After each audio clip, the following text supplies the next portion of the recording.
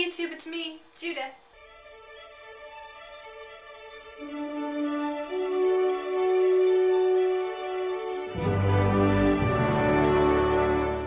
Today I want to talk to you guys about wildlife crime. There are many threats that impact the Earth. One of the biggest environmental hot topics is climate change, but it is only one of a long list of threats that overlap and cause even further devastation. Deforestation, water scarcity, pollution, overfishing, soil erosion and degradation, oil and gas demand and exploration, bycatch, the incidental capture of non-target species like dolphins, marine turtles, and seabirds, and, of course, human expansion, and the infrastructure that comes along often without considering environmental factors.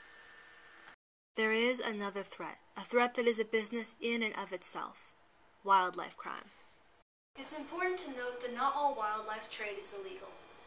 Plants and animals from all over the world are caught legitimately and sold as food, pets, leather, ornamental plants and tourist ornaments, and medicine.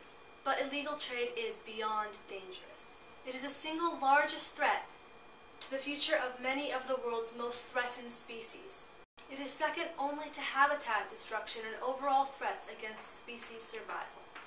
In the last couple of years, the spike in wildlife crime has been both overwhelming and unprecedented.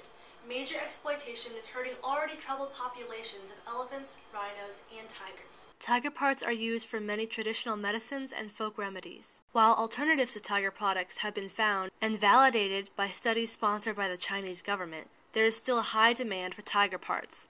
Claws, teeth, and whiskers are believed to provide good luck and protective powers, another aspect of demand that keeps poaching profitable.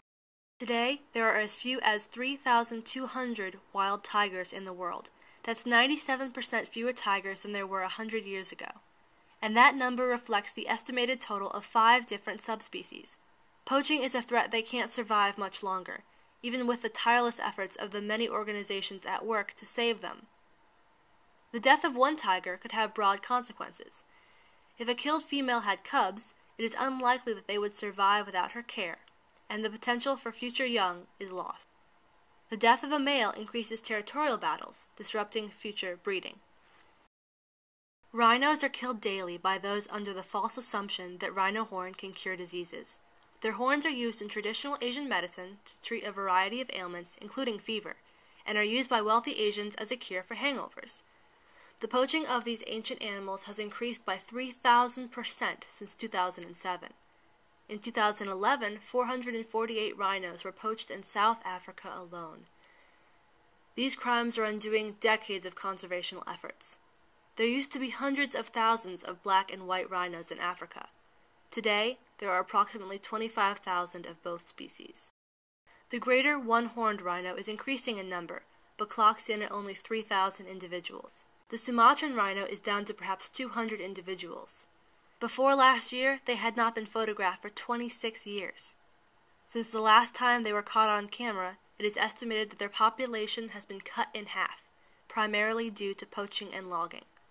But it gets worse. There are as few as 35 Yavon rhinos left in the wild.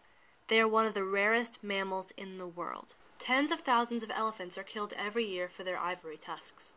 The international ivory trade has been banned for over 20 years, but some countries still thrive due to high demand. Ivory, estimated to weigh more than 23 metric tons, a figure that represents 2,500 elephants, was seized in the 13 largest seizures of illegal ivory in 2011.